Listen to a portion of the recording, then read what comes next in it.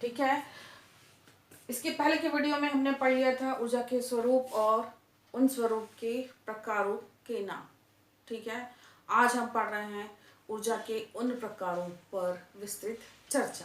ठीक है, तो जो ऊर्जा के दो स्वरूप हैं उसमें से पहला स्वरूप है स्थितिज ऊर्जा, और ये स्थितिज ऊर्जा जो है वो 4 प्रकार की होती है। हम पढ़ेंगे सबसे पहले रासायनिक ऊर्जा। रासायनिक ऊर्जा किसे कहेंगे? तो परमाणु और अणु के मध्य जो बंध होता है उसकी उसमें निहित या संग्रहित ऊर्जा को हम रासायनिक ऊर्जा कहेंगे। इसका एग्जाम्पल है जैव भार, पेट्रोलियम, कोयला, प्रोपेन, ऐसे काफी सारे एग्जाम्पल जो हैं वो रासायनिक ऊर्जा के। ठीक है, नेक्स्ट ऊर्जा जो है वो है नाभिकीय ऊर्जा। स्थितिज ऊर्जा का नेक्स्ट टाइप जो है वो है नाभिकीय ऊर्जा। ठीक है बच्चों, शब्द से जाहिर हो रहा है कि ये नाभिक की ऊर्जा है। ठीक है, किसके नाभिक की ऊर्जा है? परमाणु के नाभिक की ऊर्जा है। ठीक है, परमाणु के नाभिक की ऊर्जा है। तो किसी भी परमाणु के नाभिक में निहित ऊर्जा जो उनके अणुओं को बांध के रखती है वो कहलाती है नाभिकीय ऊर्जा। एग्जाम्पल के लिए यूरेनियम धातु का जो परमाणु है उसके नाभिक में जो ऊर्जा होती है उसका मान बहुत ज्यादा होता है, वो कहलाती है नाभिकीय ऊर्जा। जब यूरेनियम का परमाणु टूटता है, ठीक है, या उसका विखंडन होता है तो अत्यधिक मात्रा में नाभिकीय ऊर्जा उत्पन्न होती है। ठीक है, तीसरा है संग्रहित यांत्रिक ऊर्जा। ये पदार्थ पर बल लगाने से संग्रहित होती है। कैसे? हाँ बच्चों, आप लोगों ने गुलेल चलाया होगा।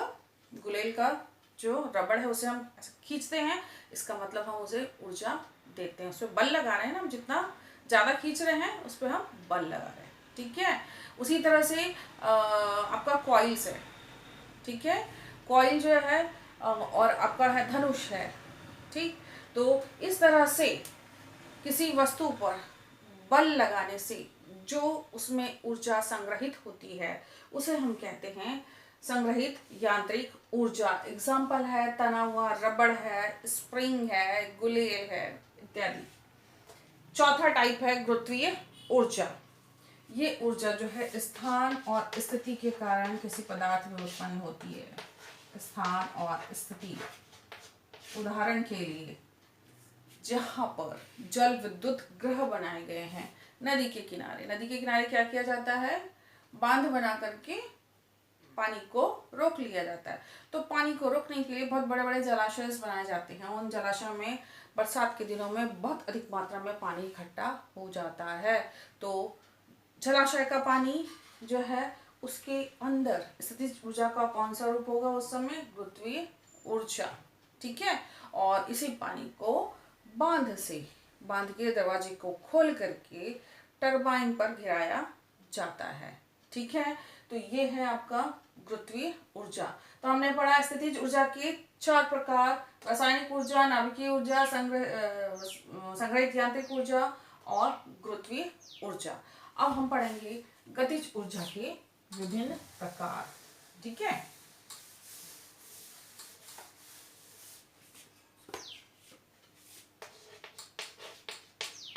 गतिज ऊर्जा।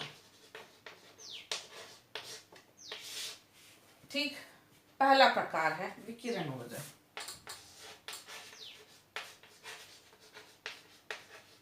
विकिरण ऊर्जा ये एक तरह से विद्युत चुंबकीय तरंगे होती हैं।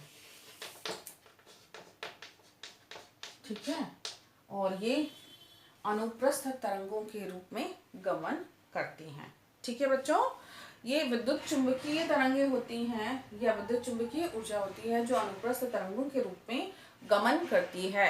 ठीक है, एग्जाम्पल के लिए दृश्य प्रकाश है, दृश्य प्रकाश,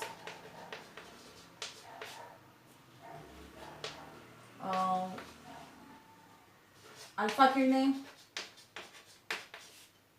नहीं एक्स किरणें हैं, एक्स किरणें, गामा किरणें, रेडियो किरणें और सौर ऊर्जा, ये सब जो है विकिरण ऊर्जा का ही एग्जाम्पल है। ठीक है बच्चों, दूसरा टाइप हम देखेंगे। दूसरा टाइप है तापीय ऊर्जा।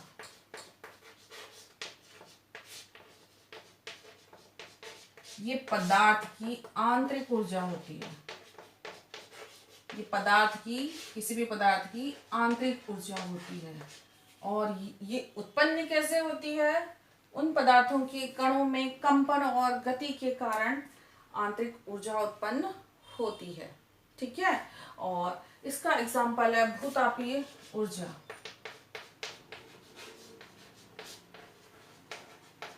या ताप ऊर्जा या तापीय ऊर्जा।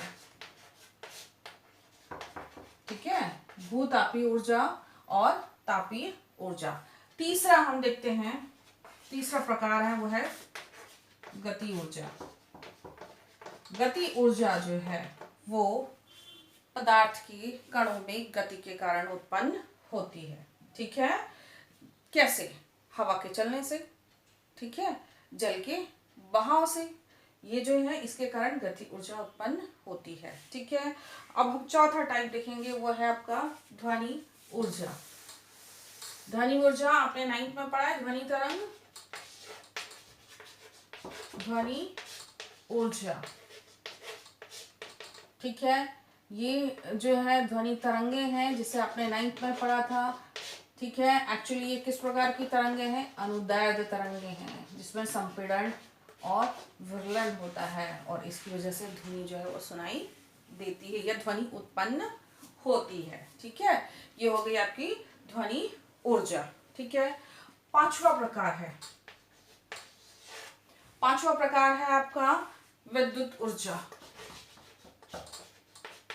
विद्युत ऊर्जा, ठीक है, इलेक्ट्रॉनों के लगातार या निरंतर गति करने से उत्पन्न ऊर्जा जो है वो विद्युत ऊर्जा कहलाती है। ये बिजली के चमकने से भी उत्पन्न होती है, इलेक्ट्रॉनों की गति से भी उत्पन्न होती है। तो ये था विभिन्न प्रकार की ऊर्जाएं और उनके एग्जाम्पल्स। ठीक है, यहाँ तक बच्चों समझ में आ गया होगा। अब हम कुछ ऊर्जा से संबंधित इम्पोर्टेंट जो पॉइंट है उन पर चर्चा करना चाहेंगे।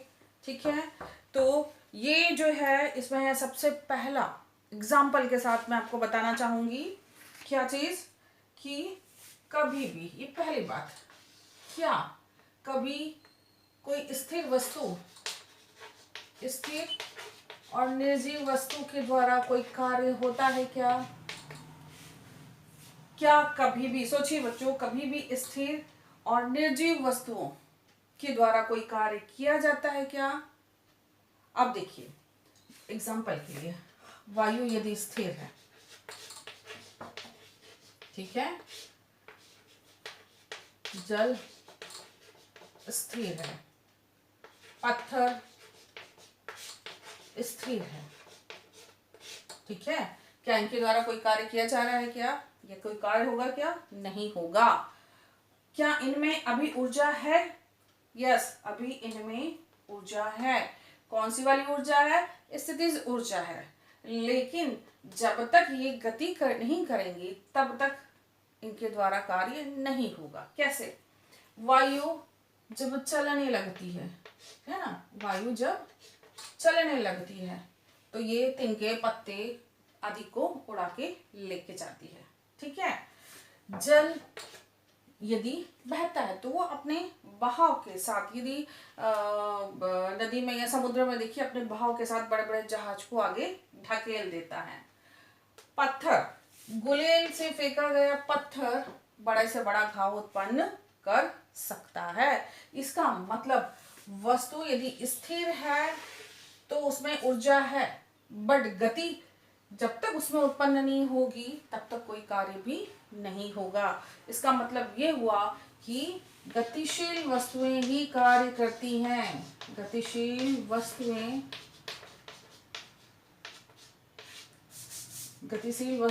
ही कार्य करती हैं। ठीक है, यदि वस्तु स्थिर अवस्था में है तो उसके द्वारा कार्य नहीं होगा। ठीक है। और गतिशील चीजों के द्वारा या गतिशील वस्तुओं के द्वारा जो ऊर्जा उत्पन्न होती है उसे हम कहते हैं गतिज ऊर्जा। ठीक है। अब दूसरा इंपॉर्टेंट पॉइंट हम देखते हैं। ये तो समझ में आ गया, पहला था आपका। ठीक है। दूसरा ये भारी वस्तु और हल्की वस्तु। एक बहुत अच्छा एग्जांपल ले रही हूँ बच्चों। ये एक भारी वस्तु है, ठीक है, एक हल्की वस्तु है। ये भारी है और ये हल्की है। ठीक है। दोनों एक समान वेग से गति कर रही हैं। ठीक है। लेकिन ये वस्तु जिस भी जगह टकराएगी या जिस चीज से टकराएगी तो क्या होगा? भारी वस्तु जिस दीवार से टकराएगी वो यहाँ पर ज्यादा नुकसान करेगी। हल्की वस्तु जो है जब इस दीवार से टकराएगी तो कम नुकसान करेगी। बनिस्बत दोनों की गति जो है वो एक समान है। ठीक है बच्चों, क्या कहा मैंने कि भारी वस्तुओं के द्वारा किया जाने वाले कार्य की मात्रा अधिक होती है क्योंकि इसमें ऊर्जा की मात्रा भी ज्यादा होती है। हल्की वस्तुओं में ऊर्जा की मात्रा कम होती है और उसके द्वारा किया जाने वाला कार्य भी कम होता है। ये थी दूसरी महत्वपूर्ण बात। जैसे एग्जाम्पल के लिए हथौड़ा है हमारे पास में, एक हथौड़ा बहुत भारी सा है और एक हल्का है। हथौड़े मतलब भारी हथौड़े से यदि हम दीवार में कील ठोकते हैं तो बड़ी आसानी से कील ठुका जाता है, जबकि हल्के हथौड़े से यदि हम कील ठोकने का प्रयास करते हैं तो कील उतने अच्छे से दीवार के अंदर नहीं जाती है। ये इसका बहुत ही अच्छा एग्जाम्पल है। ठीक है। तो दो चीजें हमने पढ़ी अभी कि क्या कि जब तक वस्तुएं गतिशील अवस्था में नहीं होंगी तब तक कार्य नहीं होगा। जो वस्तु जितनी भारी होगी उसके द्वारा किया जाने वाले कार्य की मात्रा भी उतनी ज्यादा होगी, अर्थात उसमें ऊर्जा की मात्रा भी उतनी अधिक होगी। ठीक है। तीसरी बात, वस्तु जितनी ज्यादा ऊंचाई पे होगी, ठीक है, वस्तु जितनी ज्यादा ऊंचाई पर होगी वो उतनी ही दूर जाके गिरेगी। ठीक है। एक तो भारी होगी और जितनी ज्यादा ऊंचाई पर होगी। बहुत अधिक ऊंचाई पर यदि हम भारी वस्तु रखें और उतनी ही ऊंचाई पर हमने हल्की वस्तु को रखा हुआ है तो भारी वस्तु को यदि हम फेंकें तो वो उतनी ही दूरी पर जाकर के गिरेंगी। इसका मतलब कार्य की मात्रा और ऊर्जा की मात्रा जो है वो वस्तु की स्थिति यानी कि उसकी ऊंचाई पर भी निर्भर करती है कि जमीन से जो वस्तु जितनी अधिक ऊंचाई पर होगी वह उतनी ही अधिक दूरी पर गिरेगी और उसमें उतनी ही अधिक मात्रा में स्थितिज ऊर्जा होगी। ठीक है। तो ये कुछ महत्वपूर्ण बातें थी, हाँ, जो हमको जाननी थी। ठीक है। इसका एक बहुत अच्छा एग्जांपल हम लेके चलते हैं। देखिए, पहाड़ पर एक काफी ऊंचाई पर बहुत बड़ा पत्थर है। किसी कारणवश वो पत्थर नीचे गिरता है, भारी पत्थर है जो वो नीचे गिरता है ढलान में, और जैसे जैसे वो नीचे आता है उसकी गति तेज और तेज होती चली जाती है और जितनी तेजी से वो धरती से टकराता है या जहाँ पर गिरता है वहां पर वो बहुत बड़ा वो स्थान जो है बहुत ज्यादा क्षतिग्रस्त हो जाता है। ठीक है बच्चों, तो ये इन पॉइंट से संबंधित आपके एग्जाम्पल्स थे। ठीक है। तो यहाँ पर एक चीज हमने देखी कि वस्तु स्थिर है तो उसमें स्थितिज ऊर्जा है, वस्तु यदि गतिमान अवस्था में है तो गतिज ऊर्जा है, और जब वस्तु गति करती है तो उसके द्वारा कार्य होता है तो स्थितिज ऊर्जा गतिज ऊर्जा में रूपांतरित होती है। ठीक है। तब कार्य होता है। और ये रूपांतरण जो है ना, गतिज ऊर्जा से स्थितिज ऊर्जा, स्थितिज ऊर्जा से गतिज ऊर्जा, और ये क्रमशः चलते ही रहता है। चलिए हम इस ऊर्जा के रूपांतरण के कुछ एग्जांपल्स को देखते हैं जो हम अपने आसपास देखते हैं। अब हम क्या लिखेंगे? ऊर्जा का रूपांतरण। ऊर्जा का रूपांतरण अभी हमने पढ़ लिया कि सभी वस्तुओं में अंतर्निहित ऊर्जा होती है और वो अंतर्निहित ऊर्जा जब तक किसी दूसरी ऊर्जा में नहीं बदलती है या उसके साथ ऐसा कुछ नहीं होता जब तक कि वो ऊर्जा जो है किसी दूसरी ऊर्जा में बदले, हम उसकी ऊर्जा के बारे में कुछ भी नहीं कह सकते। इवन ये जो वस्तु है इसके अंदर भी ऊर्जा है, लेकिन ये किस प्रकार की ऊर्जा है? जब तक इसके साथ ऐसा कुछ ना हो कि इसकी ऊर्जा जो है किसी दूसरी ऊर्जा में रूपांतरित हो, हम इसकी ऊर्जा के संबंध में कोई अंदाजा नहीं लगा सकते हैं। एग्जाम्पल के लिए, ठीक है, हम बात करते हैं पटाखे की। हम बम फोड़ते हैं दिवाली के समय, ठीक है। पटाखा जब वो फूटता है तो इसमें प्रारंभिक ऊर्जा के रूप में क्या रहती है? रासायनिक ऊर्जा, क्योंकि इसमें रासायनिक पदार्थ भरे हुए होते हैं, ठीक है। लेकिन ये रासायनिक ऊर्जा जैसे पटाखा फूटता है, ये कौन कौन सी ऊर्जा में परिवर्तित होती है? प्रकाश ऊर्जा, ध्वनि ऊर्जा, गतिज ऊर्जा, ठीक है। प्रकाश, ध्वनि और गति ऊर्जा, ठीक है। इसके साथ साथ एक और ऊष्मीय ऊर्जा, ठीक है। तो इसमें जितनी भी रासायनिक ऊर्जा थी वो क्या हुई? इन 4 रूपों में बदल गई। प्रकाश ऊर्जा, ध्वनि ऊर्जा, गति ऊर्जा, ऊष्मीय ऊर्जा। मतलब इससे प्रकाश भी उत्पन्न हुआ, आवाज भी आई, सारी पटाखे जो है उड़ करके बहुत दूर तक चले गए और ऊष्मा भी उत्पन्न हुई, ठीक है। तो इसकी कंप्लीट रासायनिक ऊर्जा जो है वो इन 4 फॉर्म्स में बदल गई, ठीक है। इसका क्या मतलब हुआ? इसका मतलब ये हुआ कि कोई भी वस्तु जो है वो जब कार्य करती है तो उसके अंदर की ऊर्जा जो है वो किसी दूसरी ऊर्जा में रूपांतरित हो जाती है। और बच्चों, आपको अंदाजा भी नहीं होगा कि ब्रह्मांड में निरंतर ऊर्जा जो है एक रूप से दूसरे प्रकार में रूपांतरित होते ही रहती है। यह घटना जो है वो निरंतर चलते रहती है, ठीक है। ऐसे बहुत सारे एग्जाम्पल हैं हमारी लाइफ में जो हम डेली देखते हैं, उसमें एक ऊर्जा जो है वो क्रमशः विभिन्न ऊर्जाओं में रूपांतरित होते रहती है। जैसे हमने क्या बोलना चाहिए, लाइट जलाया, ठीक है। जब हम बल्ब जलाते हैं तो इसे हम देते हैं विद्युत ऊर्जा। अब ये कंप्लीट विद्युत ऊर्जा किसमें किसमें बदलती है? प्रकाश, है ना, ऊष्मा, ठीक है, और ताप ऊर्जा में बदल जाती है। इसको जितनी भी विद्युत ऊर्जा मिली थी वो इन 3 फॉर्म में बदल गई, ठीक है। जितनी मिली उतना परिवर्तित हो गई। अर्थात क्या हुआ? हम अपने प्राइमरी क्लासेस से पढ़ते आ रहे हैं, पिछली कक्षाओं से पढ़ते आ रहे हैं, क्या चीज? ऊर्जा संरक्षण का नियम। ऊर्जा संरक्षण का नियम क्या कहता है, या इससे हमको क्या पता चलता है कि ऊर्जा को ना तो उत्पन्न किया जा सकता है ना ही उसे नष्ट किया जा सकता है, ठीक है। क्या कहा मैंने? ऊर्जा संरक्षण का नियम। हम ना तो ऊर्जा को उत्पन्न कर सकते हैं और ना ही उसे नष्ट कर सकते हैं। हमेशा एक प्रकार की ऊर्जा जो है वो दूसरे प्रकार की ऊर्जा में रूपांतरित होते रहती है। ये ब्रह्मांड में निरंतर चलने वाली घटना है, ठीक है। फिर आजकल हम लोग एक नया शब्द सुन रहे हैं बच्चों, वो है ऊर्जा संकट। ऊर्जा संकट बहुत भारी समस्या है आज, ठीक है। ऊर्जा की समस्या बहुत भारी समस्या है।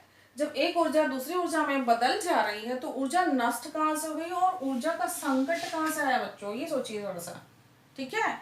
ऊर्जा संकट जो है अभी बहुत विकट समस्या हमारे सामने है, ठीक है। अब हम नियम अनुसार ये पढ़ रहे हैं कि एक ऊर्जा दूसरी ऊर्जा में रूपांतरित हो जा रही है। हमने बल्ब को जितनी, यानी कि जो 100% विद्युत ऊर्जा दी वो 100% इन ऊर्जा में रूपांतरित हो गई। तो ऊर्जा कहाँ पे नष्ट हुई? तो ऊर्जा का संकट कैसे आया बच्चों?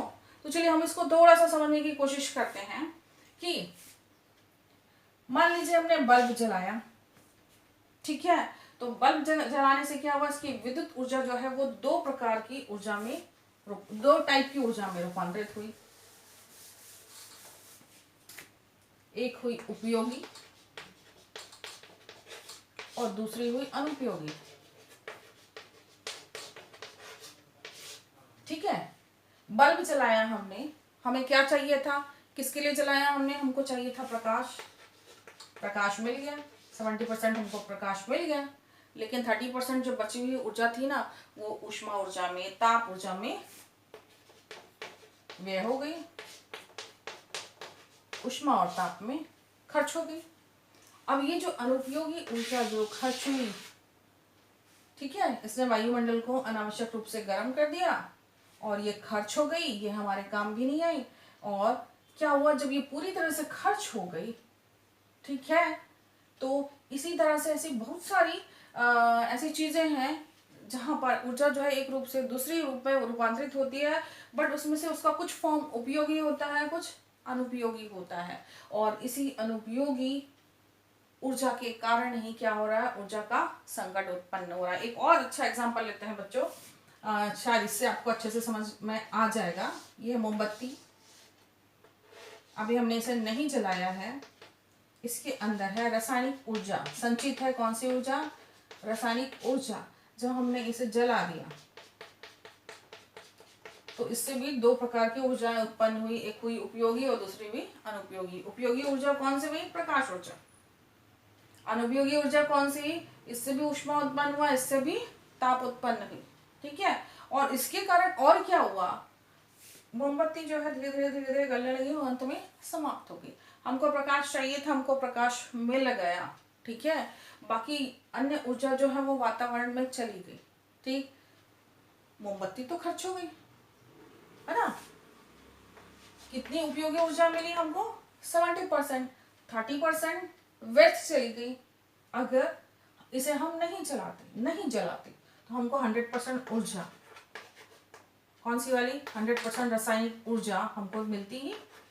ठीक है, मोमबत्ती को नहीं जलाते, क्या ये जो ऊर्जा खर्च हो गई है, ऊष्मा और ताप, ये खर्च हो गया है, या ये जो प्रकाश इससे उत्पन्न हुआ वो खर्च हो गया है, क्या इन तीनों को मिला के हम वापस मोमबत्ती बना सकते हैं क्या बच्चों? नहीं। जब तक ये हमारे पास थी तब तक हमारे पास ऊर्जा उपयोगी थी, लेकिन जैसे ही दूसरे फॉर्म में गई, इसमें से इसका कुछ भाग जो है वो उपयोगी ऊर्जा में और कुछ भाग जो है अनुपयोगी ऊर्जा के रूप में व्यर्थ चला जाता है। और आज जो ऊर्जा जो संकट का जो समय है वो इन्हीं अनुपयोगी ऊर्जा की वजह से ही हो रहा है।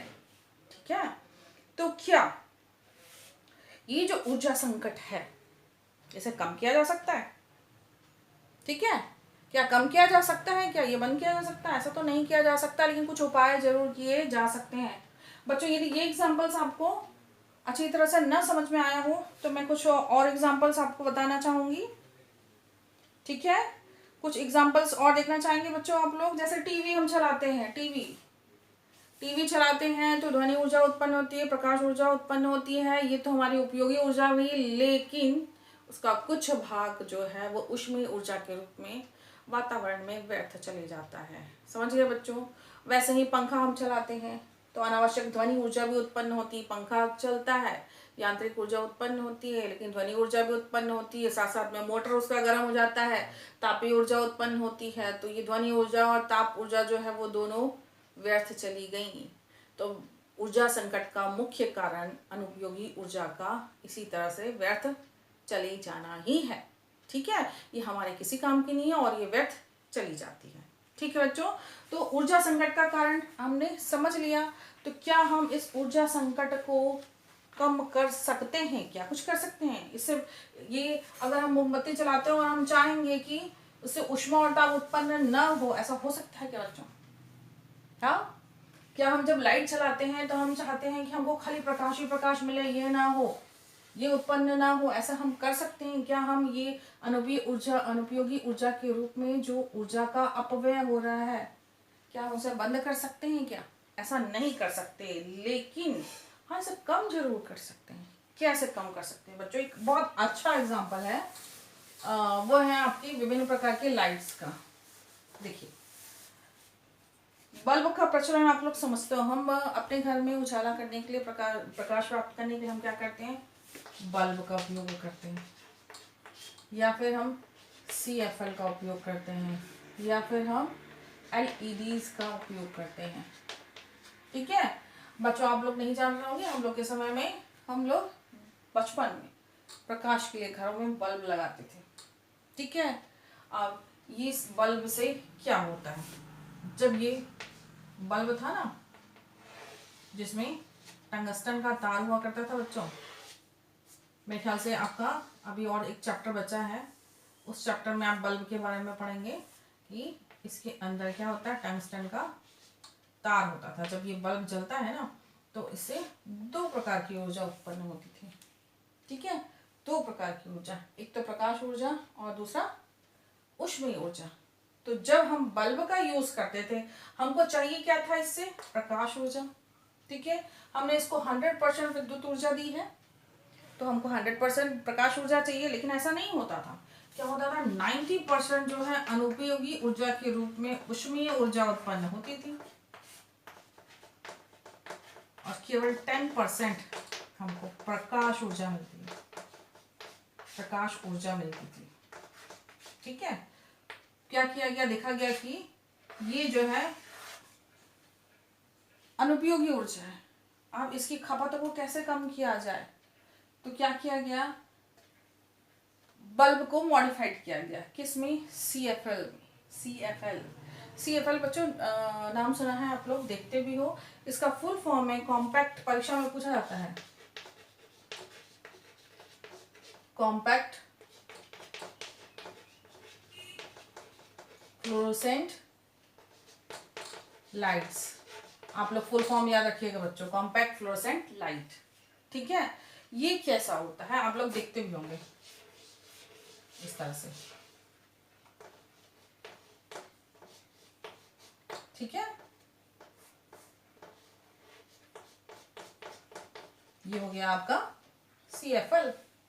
ठीक है, हमको किसकी बचत करनी थी, ये जो अपव्यय हो रहा है ना अनुपयोगी ऊर्जा के रूप में 90%, इसको रोकना था, इसके लिए CFL बनाया गया। ठीक है, क्या होगा, थोड़ा सा सुधार हुआ। क्या सुधार हुआ, अब ऊष्मीय ऊर्जा का व्यय हो गया 30%, ये व्यय कम हो गया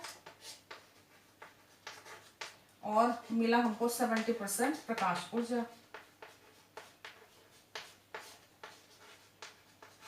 फिर भी अभी भी देखिए 30% ज्यादा है।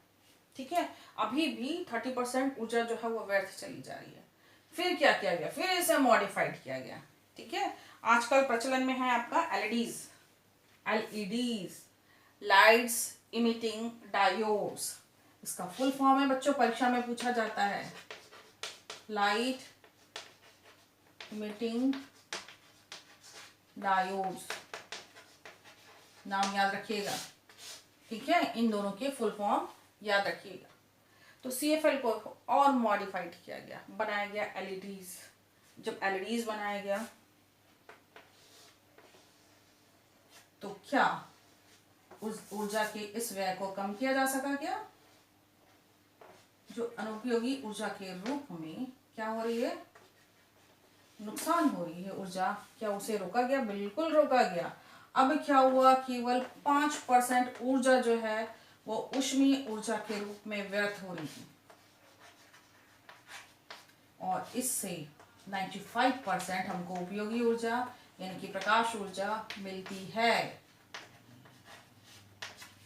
ठीक है, ऊर्जा संकट को कम करने का ये एक अच्छा उपाय। ठीक है, कि ये जो पुरानी युक्तियां हैं, प्रकाश के जो स्रोत हैं उसको थोड़ा सा मॉडिफाइड करके ऊर्जा के अपव्यय को रोका गया। ठीक है, तो ये था बच्चों ऊर्जा का रूपांतरण, ऊर्जा के विभिन्न प्रकार और क्या चीज, ऊर्जा संकट। ठीक है, इसके साथ साथ साथ हमको देखना था क्या, ऊर्जा का स्थानांतरण। ठीक है, कि जिस तरह से ऊर्जा जो है ब्रह्मांड में निरंतर एक रूप से दूसरे रूप में बदलती ही रहती है, उसी तरह से उतनी ही तेजी से वो एक वस्तु से दूसरी वस्तु में संचरित भी होती है। ठीक है, स्थानांतरित भी होती है। तो मैं यहाँ पे ऊष्मा का स्थानांतरण या ऊर्जा का स्थानांतरण आपको नहीं बताऊंगी, क्योंकि चैप्टर नंबर 3 में ऊष्मा के संचरण की विभिन्न विधियों को हमने पढ़ लिया था कि ऊष्मा या ऊर्जा जो है वो 3 तरीके से स्थानांतरित होती है, चालन, संवहन और विकिरण। ठीक है बच्चों, तो आज के लिए बस इतना ही। नेक्स्ट वीडियो में हम मिलेंगे ऊर्जा के विभिन्न स्रोतों के साथ। ठीक है बच्चों।